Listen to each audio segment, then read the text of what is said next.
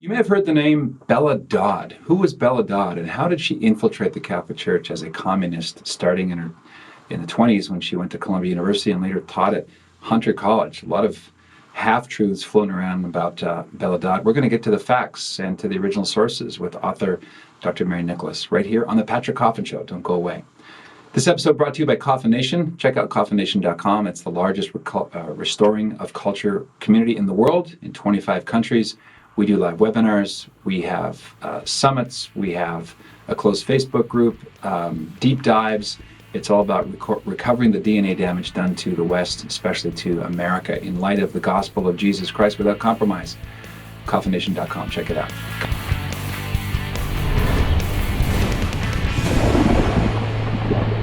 Joining us from her beautiful home in Maine, Dr. Mary Nicholas, author of an unpublished manuscript on the infiltration wrought by Bella Dodd, is Dr. Mary Nicholas. Hello, Mary. Thanks for joining me.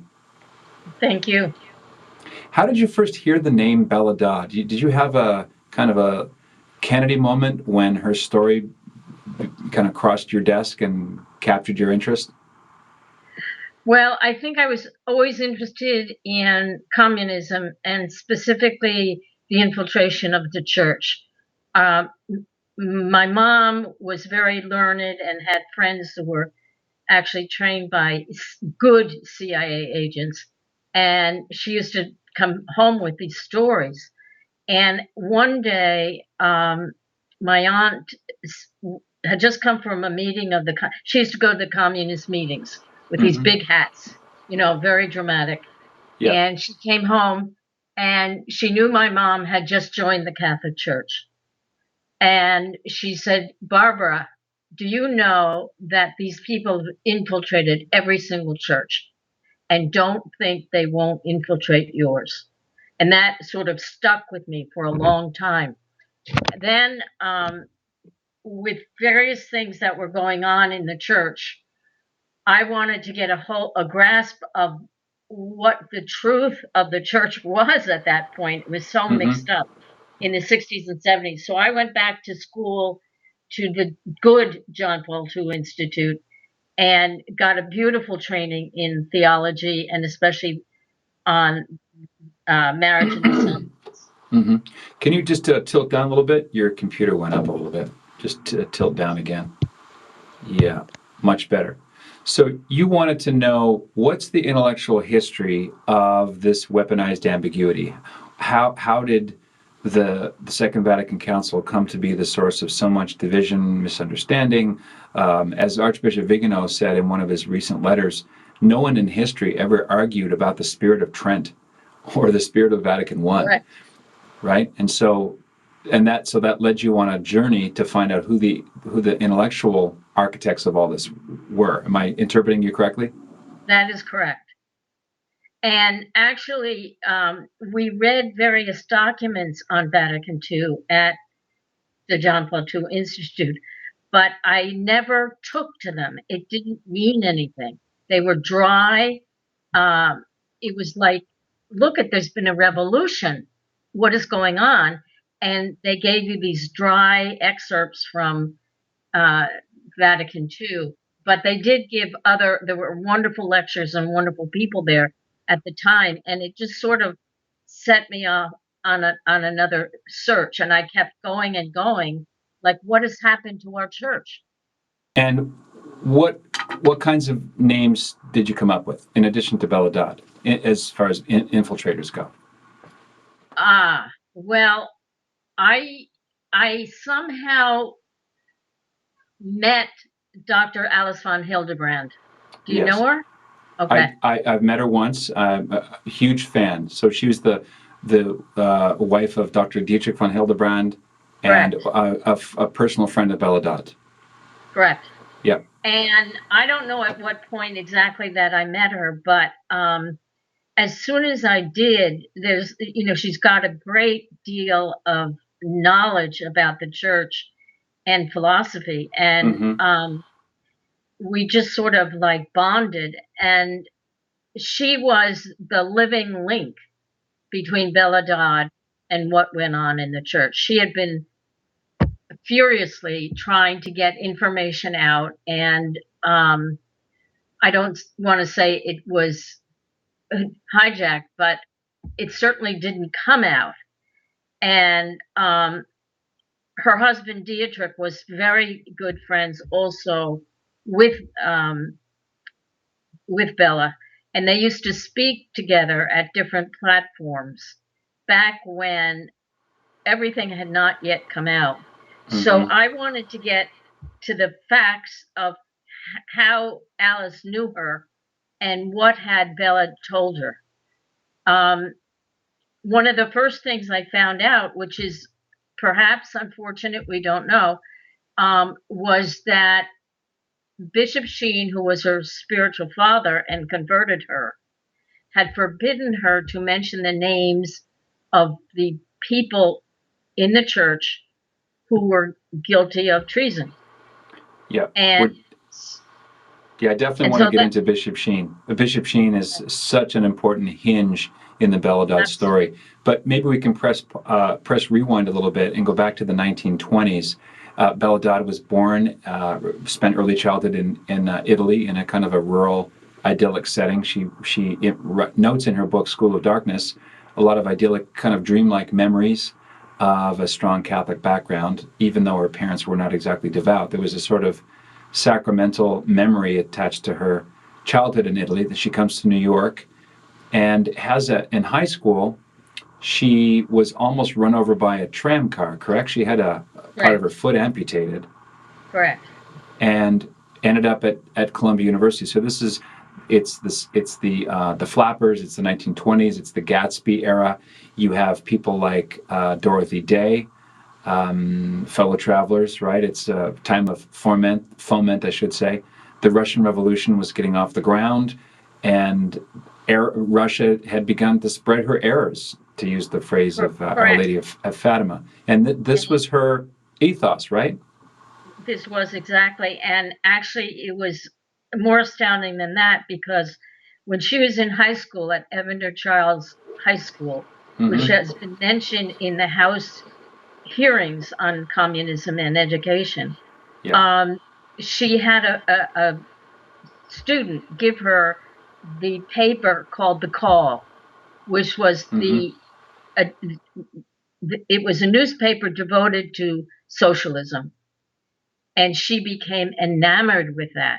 You can read the stories, and so when she was in high school, she would see a headline on the newspaper that said, "Socialism wins. The Russians have the right answer." It's just astounding, and as a sort of what's the word impressionable young child, she bought all that hook, line, and singer. Mm-hmm. Think of the think of the twisting of language there. Here's a woman with a Catholic backdrop meeting propaganda by the best wordsmiths in the world. Communist propaganda is, you have to give it a kind of evil genius credit, because when we Absolutely. think of the phrase "the call," it sounds like the Christian call, the call of God. So they're tapping into a natural religious aspiration and tilting it toward communistic ideals. And that's absolutely correct. And in fact, she said for the first time in her life, she felt a call to go out and organize and do all these things. So it did strike her exactly like that. Yeah. Um, she said she remembers just being enamored with these headlines and things that were going on. It was written very well, and it made a very deep impression on her in high school. Did she know Dorothy Day? Is that known if those two crossed paths? I never heard it mentioned. But one other thing about her book, which is devastating, is I have met several gentlemen who used to sort of protect Bella when she went through all her hearings and threats and everything else. And they would just hang around her apartment and meet with her and discuss things. And one day, this man he said to me, you know, Mary, that manuscript was 3 times thicker. So what happened was after she became sick, they took her to the hospital, and in between that time, somebody went in and ransacked her apartment and obviously got rid of the original manuscript. What was in the manuscript? The manuscript was a lengthy discussion of everything she had been involved with, names, organizations, whatever, and that was all wiped out, unless it was the publisher. I see. So that could have been her equivalent of Whittaker Chambers' book Witness, if it hadn't been Absolutely. absconded, right? Yep. Yep. Yeah. What would you give to read that now, right? Oh, it would be incredible. Incredible. And so she gets a PhD, correct? She was also an attorney. She was an attorney. She didn't get a PhD. She went back and got a degree in political science, and then she sort of made a U-turn and went into law. And I her see. reason for doing that, she said, is not to practice law, but to change the law. I see. Well, that makes sense. I think it was comedian Jerry Seinfeld who said that lawyers are basically they're the people who know the rules on the bottom of the board game box, and therefore how to tamper with it, how to twist it, and where the line is between legal and illegal. Correct. I saw her referred to in one of the documents as Dr. Bella or Dr. Dodd, but perhaps that was, she got a JD or something. Sometimes they will use that for the abbreviation that goes after an attorney. Most people don't use that, but she did. I gotcha. Okay. And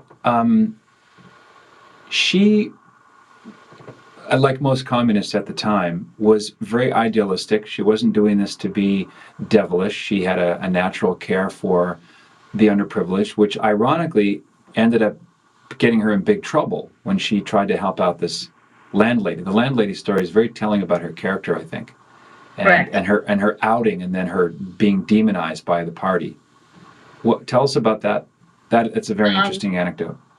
She made friends with this European woman who lived near her, and she was the owner of an apartment.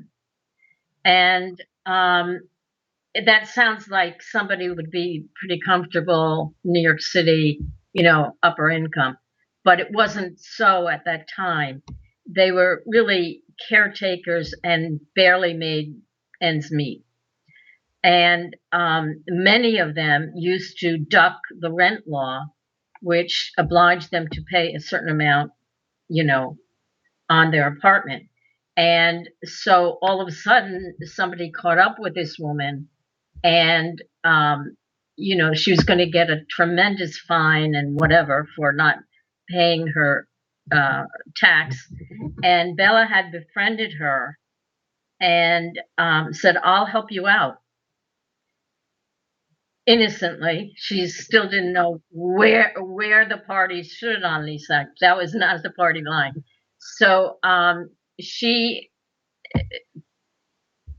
was able to get to court and represent this woman and make a deal with the judge that the woman would pay back the money she owned, but just leave her, to be the landlady and give her time to pay it back.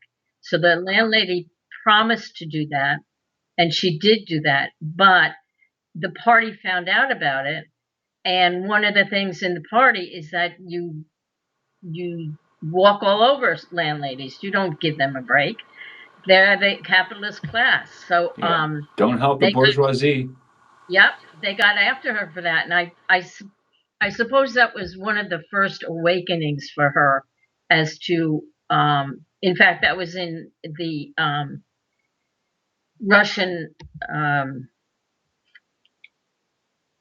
Constitution that basically we would get rid of the landlord class. Mm-hmm. Mm-hmm. So that was a hard lesson. People forget that the phrase "the party line" it's a reference to the Communist Party. You don't want to Correct. step out of the party line. Also, Yeah. you mentioned I'm always interested in the history of phrases.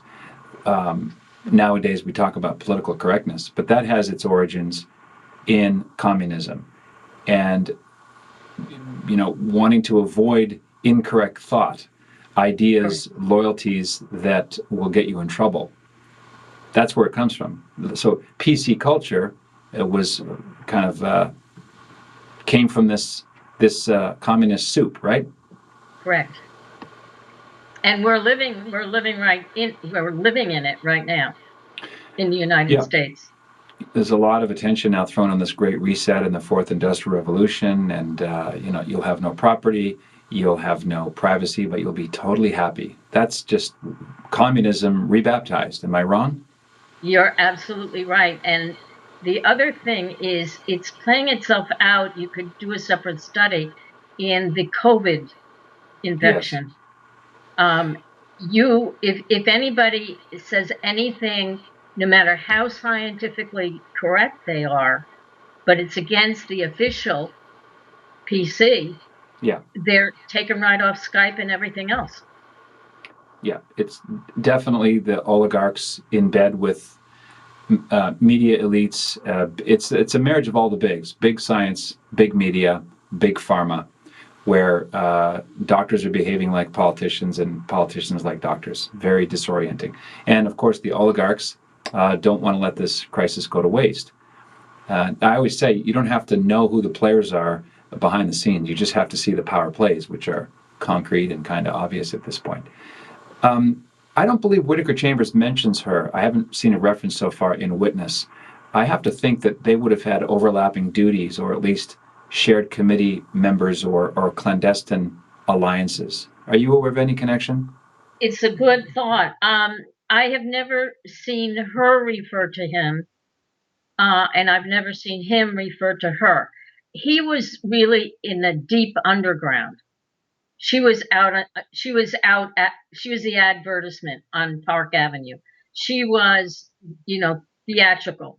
He was much more hidden, and I think the time lapse when he first came out is slightly before her. Yeah. What makes me think they may have met is that they both went before congressional committees. Both really, literally risked their lives to put themselves under oath and basically snitch on the giant system that they lived under and thought they were serving well. Uh, it, I guess they have similar stories, and the communist leadership turned on both of them. Correct. I think that's a good thought, but I'm not sure the dates exactly of her testimony and his testimony. I think his came first. Yeah, I think that's right. She's mainly in the 1950s, right? Correct. And that's a wealth of information, isn't it? The questions asked and the answers that she gives. It's a miracle that the testimony has even survived. And I Mm-hmm. would be very, leery about somebody throwing that down the drain because they're priceless in terms of what they exposed. Did you apply under Freedom of Information Act to get this? No, no, these were all available, but I see. at the rate things are going, who knows? Right, right. She gets married to John Dodd that she met overseas, and it doesn't sound like a quickie marriage, but it wasn't very happy. He, I No, believe, abandoned her, and she never remarried, right, and kept his name, but never she didn't didn't. marry again. No, she didn't remarry. It was very sad. She was so busy with party work, Yeah. speaking, organizing. It drove him crazy. And um, so one day he said, "I'm not sure there's anything left of you. Who am I following with this?" Because he was actually patriotic. Yeah, he was And so, Air Force, right? He was military. yes, Yeah. so he left, but there was a mystery as to whether they had a child. I'm convinced that there was a child, and I've looked all over in records, cannot find it. It's and these men who knew Bella very well said that he went to one of the military academies, which would Oh. make sense. Yeah. Mm-hmm. But I cannot find the documents. I've been to the New York Public Library all over. So That's I'm assuming there was one child, yeah. boy, but I can't do anything with it. And it was very sad because she never saw him again. Yeah. That's an interesting window onto the way the culture back then, let's say the 30s through 50s, dealt with adoptions and clandestine children.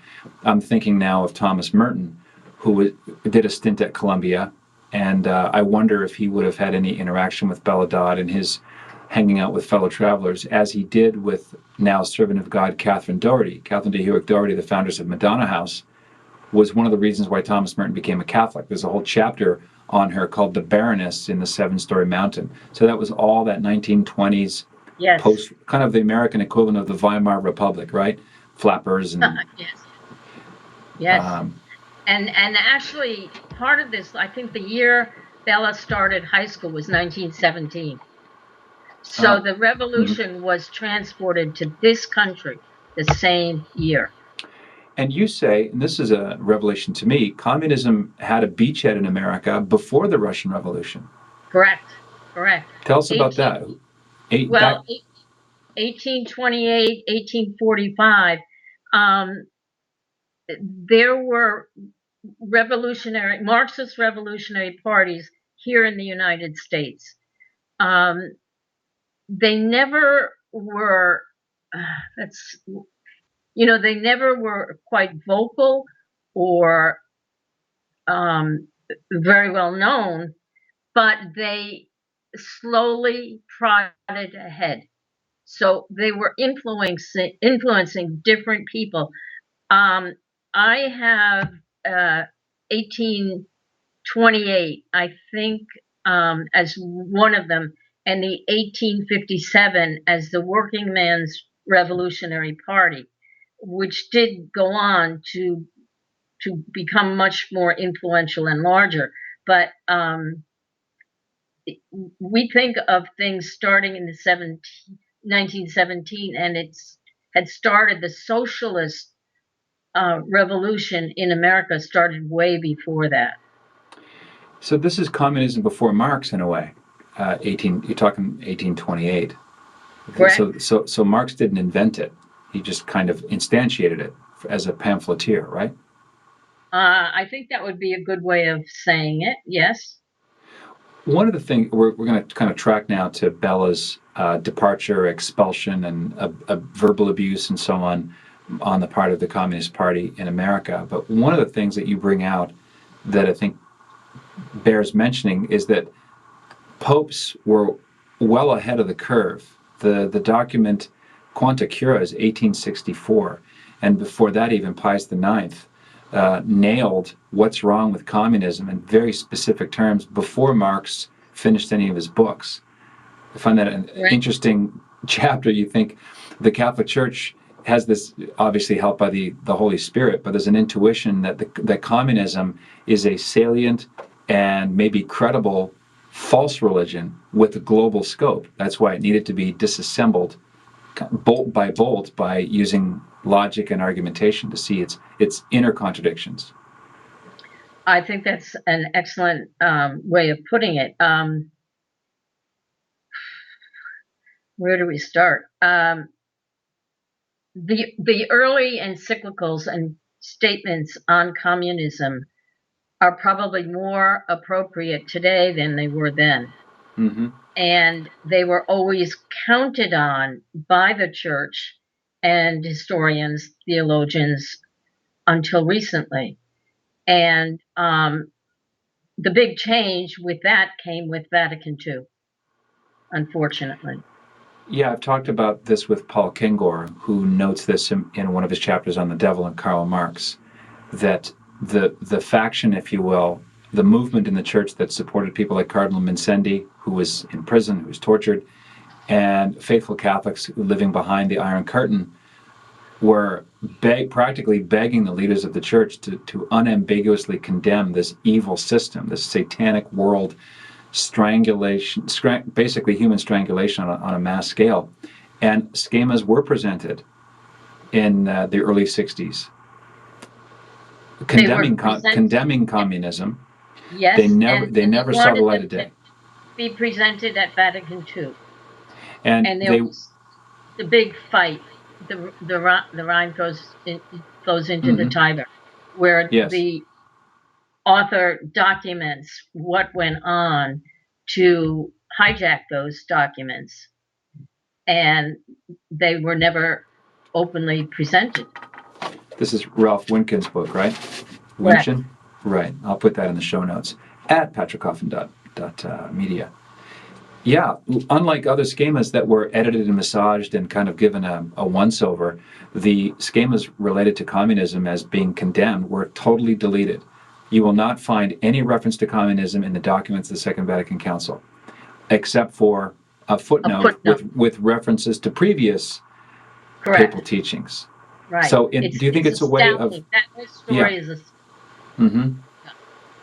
Well, in a way, it covers the communist sympathizers who had red hats at the time could always say, of course we dealt with it. Here, look at Gaudium et Spes in this little footnote. So as if to diffuse the criticism, when in fact the whole schemas were dropped, deleted, not touched whatsoever. Mary, what is Ostpolitik? Because Ostpolitik as a geopolitical strategy supported by Paul VI through his Secretary of State, Cardinal Casaroli. How did that work out for Christians living under communism, this Ostpolitik approach? Oh, I think it harmed them tremendously. We'll never know. We'll never know. I'm sure they felt betrayed, just as with China now, you could call that Ostpolitik. With China now, they feel betrayed. No, up until this time, the church stood up for these people who were being persecuted, who are dying for their faith. And all of a sudden, you're on your own. Yeah, maybe we could call it the China would be far Ostpolitik. Far, yes. When Mary, no, you're Mary. When Bella Dodd fell afoul through her kindness to the landlady representing her, that was not a singular event, correct? There were other threads of thought that she was following down, that things begin to crumble for Bella Dodd. That correct. Sounds like the kind of the last straw thing that gave her the courage to realize I can't keep doing this. And I noted I was wincing my way through your manuscript when she's called up to the 11th floor, the dreaded, meeting. She's called onto the carpet, and these humorless, grim-faced, shark-eyed people, basically telling her that the end is nigh. You're done. Yeah. I think we probably can't appreciate fully her position at that time.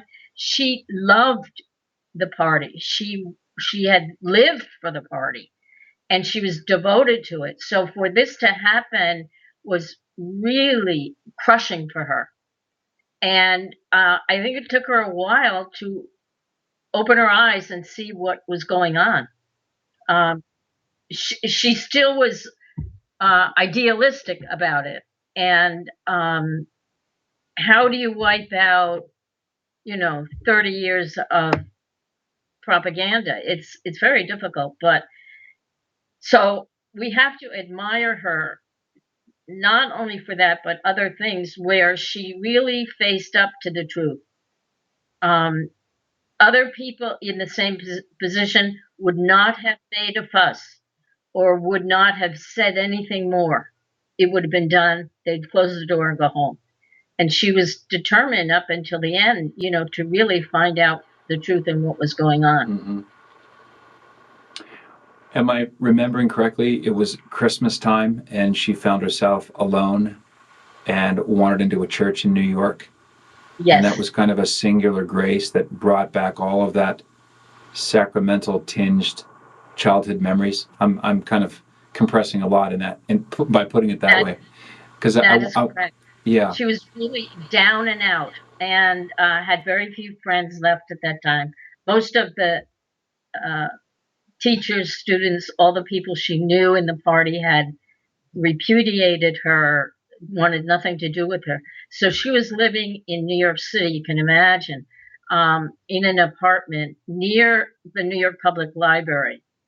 And she'd hear the bell ringers at Christmas and whatever, and she was devastated. And for some reason, she did have two friends who were going to spend Christmas Eve with her, I believe. Um, Wonderful friends who never abandoned her and who were going to sit and they were going to read scripture on Christmas Eve. And somehow she was near enough to St. Francis of Assisi Church in New York, and she went in, and I think it just, you know, popped all the illusion right out of her. She got smoked by the Holy Spirit and maybe some incense. Yes. And how did she come to meet Bishop Sheen, who I believe may have been Monsignor Sheen at this point, famous for his Catholic radio hours? He memorized the Soviet Constitution, an expert on Russian history, loved the Russian people. In fact, Bishop Sheen's chalice was given to him by a Russian, so he had a great love of Russian history and literature, music and art and that kind of thing, but a proper hatred of communism. Was his expertise in communism the reason why Bella Dodd was drawn to him, or was there another personal connection there? No, no, not at all. At this time, she said she was being followed by two people, the FBI and the KGB. So her life was really precarious at this point. And she went down to Washington to represent somebody, I believe, in a lawsuit concerning, visas and getting into this country. And during her trip, she came across an old friend who lived near her in Westchester, who was by now a congressman and a very good Catholic. And he knew her story. He knew what was going on. And he stopped her and he said, Bella, do you want me to get you some help? And she said, no, I have all the help I need. I have the KGB after me or the FBI. Leave me alone. And which is pretty gutsy because, I mean, you can imagine, they were following her. So finally he said, well, if I can't help you, would you speak to a priest? And she said, yes, I would like that. And she'd, of course, been away from the church all this time. So he said, I know a young Monsignor who teaches at Catholic U by the name of Fulton Sheen. Would you like to see him? And she said, yes, I would. So he called, and somehow he was going to see her that night. So she took a taxi over. And of course, in the taxi, she was having second thoughts. But she got there and she said, I'll always remember him opening that door because she thought he'd give her a scolding or something. And he just was as charming as ever and said, Dr. Dodd, I am so glad that you have come. And he must have known her story. So they went in to his little chapel. There was a statue of Mary, and she said she just sobbed. Just sobbed. But didn't rush back. There was you have to cooperate with grace, right? It's not like she knelt down, said the sinner's prayer, he heard a confession. She was still kind of evading the hound of heaven at that point, correct? I would say that's correct. And she was still very unsure of the future and where she was going and whatever. So he said to her, if you're ever in New York, please look me up. Well, doesn't he get transferred to New York? And she still sort of evaded this issue. And finally, through another friend, she met him. And his point, Bella Dodd was brilliant. She was a really brilliant person. And he said, well, Bella, if you're really going to do any good in the church, you have to learn and educate yourself about the church because her education was up to the first grade peasants abdication, they didn't really know, which I think applied to a lot of immigrants at that time. So finally, when he went to New York and did meet him, um, he sat down and he taught her the catechism. Yeah, because she was doubly handicapped. Not only did she have low catechetical formation, but all her intellectual and social formation was at the hands of the enemies of the church. Correct. Yeah. And was this about the same time or within the same decade as another high-profile communist revert/convert, Louis Boudin's, the editor of the Daily Worker? I have to think Boudin's must have known Mary Dodd because of his newspaper work. I'm sure, and yet things I've read, I haven't seen any exact reference, but it's the same time period, and it's also Bishop Sheen. Yeah.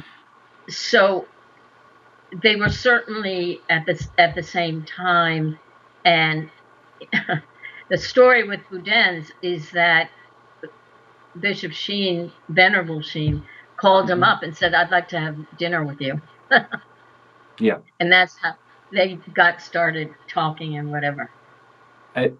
As I recall, Bishop Sheen's my spiritual father. He's one of the main reasons why I came back to the church. There's an anecdote he tells about Boudin's and his wife having a disputation late at night. And he blurts out, "I think I'm going to become a Catholic." And she goes, "Well, so am I." And it was because really? they both read something at Bishop Sheen and said, or heard something. I'm rereading, I'm writing a book on isms, and I'm rereading now Communism and the Conscience of the West, which Is an excellent book. It reads like he put it together last Tuesday. Yes. Yes. He knew everything. He knew it down to its guts, as it were.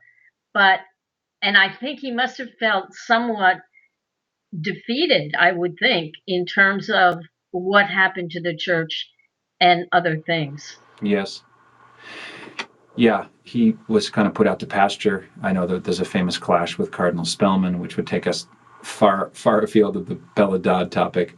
But I wanted to get to the central fact of Bella Dodd that a lot of Catholics have sort of half heard about, but they don't know the facts, and that is her claim to have trained and deployed over 1,000 communists into American seminaries. Where is that in her life? She doesn't mention it in School of Darkness. What's the source of that assertion? That's a good point. Fortunately or unfortunately, Bishop Sheen had forbidden her to mention the cardinals she was in touch with when she was active in the party. So those names will never be known. When Alice Hildebrand was speaking, she was quite friendly with Bella, and they were speaking one night. I think Dietrich was still alive, and it was after Vatican II, and Dietrich said to Bella, I just think the church has been infiltrated. And she said, "You think? I know." And then she told the story.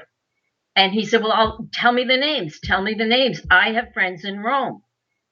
And she said, "I cannot. Bishop Sheen would not let me do that." So that is like a hanging chad, as it were. Yeah. But in terms of and also in terms, so she was dealing at that time with 4 cardinals at the Vatican. And what you have to know about communism is that it never stays stationary. It spreads. It's like an evil poison. They get cells, they get their friends, they add to it, whatever. So those were 4 cardinals, which would turn into 40 or whatever. And then she said, I put 1,100 men into the seminaries. And again, no names were mentioned. But using the same analogy, 1,000 people in the seminaries would turn into 4,000. They form cells. They influence people. Yeah. They are true missionaries. They're convert makers. They are. So we can kind of maybe it's reasonable to multiply that by 4, which puts us almost to 5,000. That's And enough to do incredible damage was it? because it would influence the professors. Yes. There's a guy called John Gravino who's done really good work on this. He in examining the sexual abuse crisis of starting in 2002 and then again with the Summer of Shame with Uncle Ted McCarrick, he drills further down into which textbooks were used, who ran what seminaries, because it all begins between the ears, doesn't it? It's all about Absolutely. ideas versus ideologies. And communism is such a effective false substitute for the fullness of the truth. All it lacks really is that they don't have an anti-pope, but they have everything else. They have a hierarchy, they have dogma, they have heresy, they have punishments, they have inquisitions, they're like a fake upside down Catholic Church. It is a little bit maddening to not know their names. I agree. But it's one of those mysteries of providence. Bishop Sheen had lots of opportunity to expose his boss, Cardinal Spellman. He never did, even though people with eyes to see could kind of see what was going on. Did she keep in touch with the people that she deployed? Is much known about her follow-up and tracking their progress and giving attaboys and getting updates? No, I've seen nothing about that. I'm sure she knew, but that was a solid secret. And I think after she converted back to the church, she had terrible sorrow over what she had done.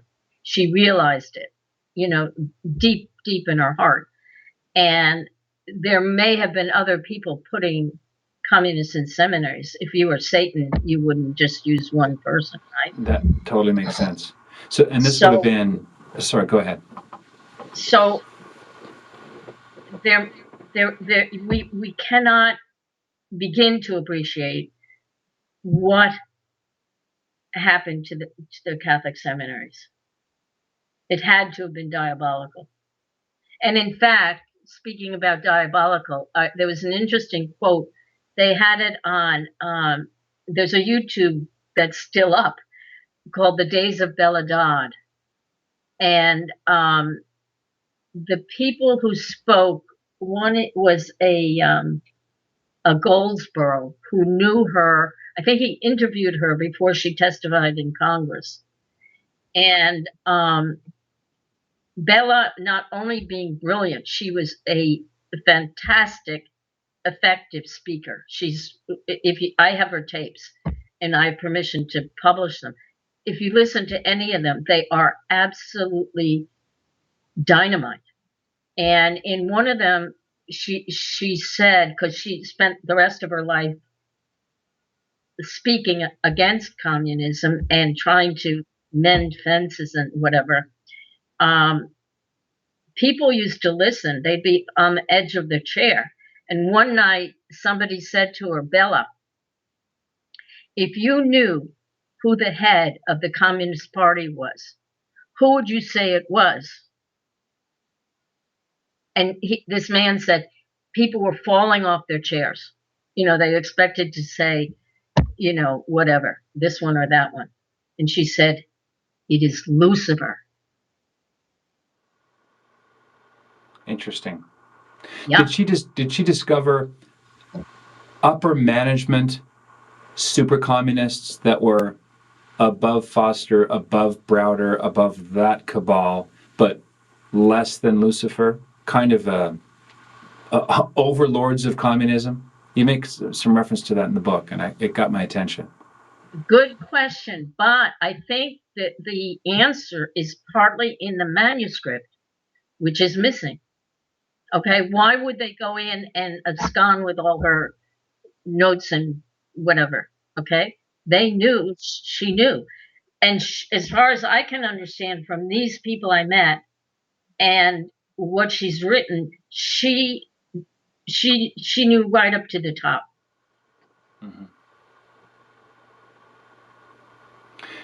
How can I help you get those tapes disseminated? I'd love to hear her voice. Oh, I'll email them to you. Sure, Um, that'd be those fascinating. tapes are priceless.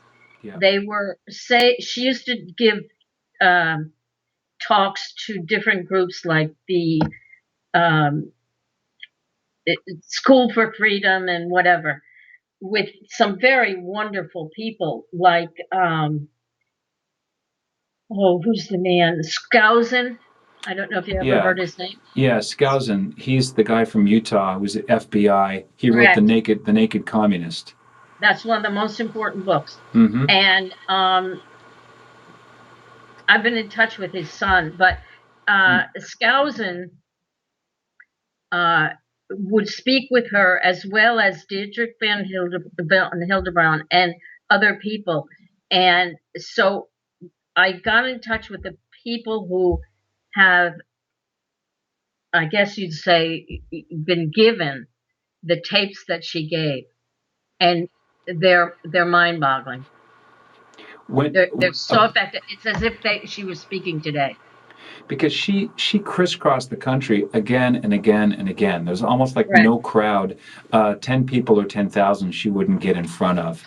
Yep. Do you believe that was sort of her commitment to do lifelong penance for what she knew was a long game of infiltration that she herself helped to lead? Is that I a believe caricature? Or so. is that it?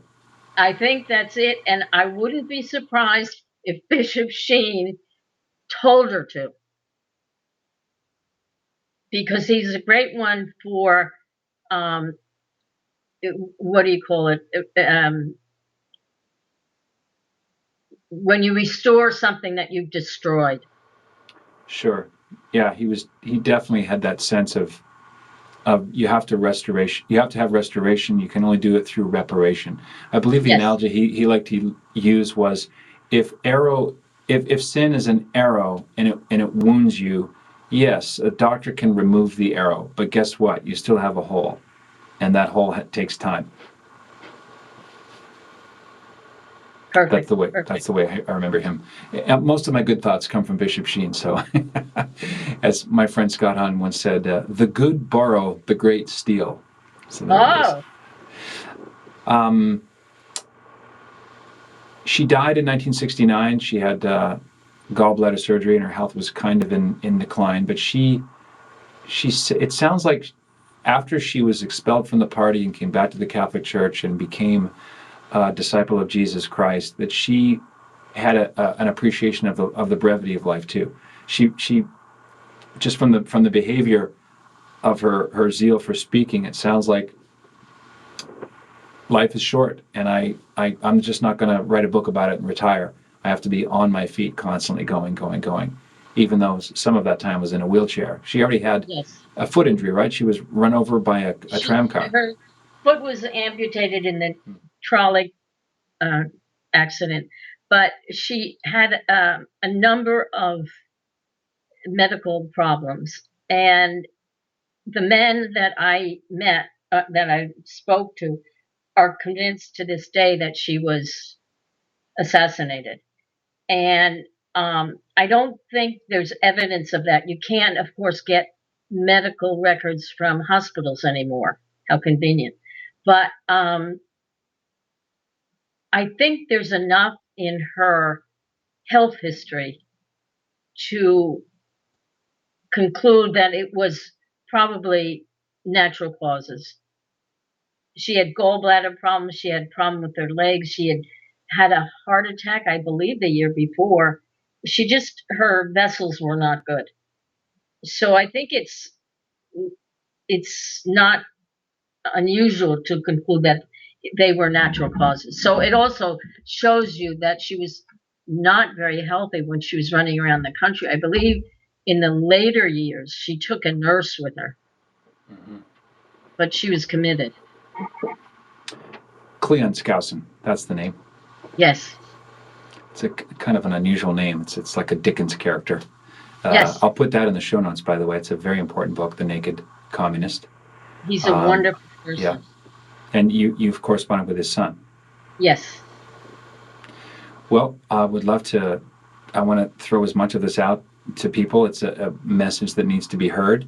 And thank you for getting this manuscript together. I'll do what I can to make it an actual book. So I feel like I'm somewhat teasing my audience by talking about all this, but I do want this interview to go viral as well, because Bella Dodd's story of training and deploying educated, effective communists into Catholic seminaries at a young age would explain a lot of things, like the decision to completely delete any form of condemnation of communism at the Second Vatican Council. It makes a lot of pieces of the puzzle click together. And and I thank you for putting it all in one place, Dr. Nicholas. Thanks so much for joining us. Appreciate your time very much. Thank you. I think the main thing with the book is that unless people have been doing research and know what's going on, they won't believe it. They won't believe it. That's the state that we're in now. Denial.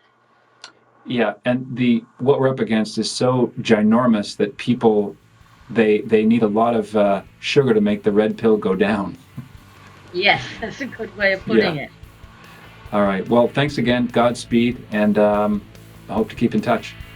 Okay, thank you so much. All right. This is the Patrick Coffin Show. Be a saint. What else is there?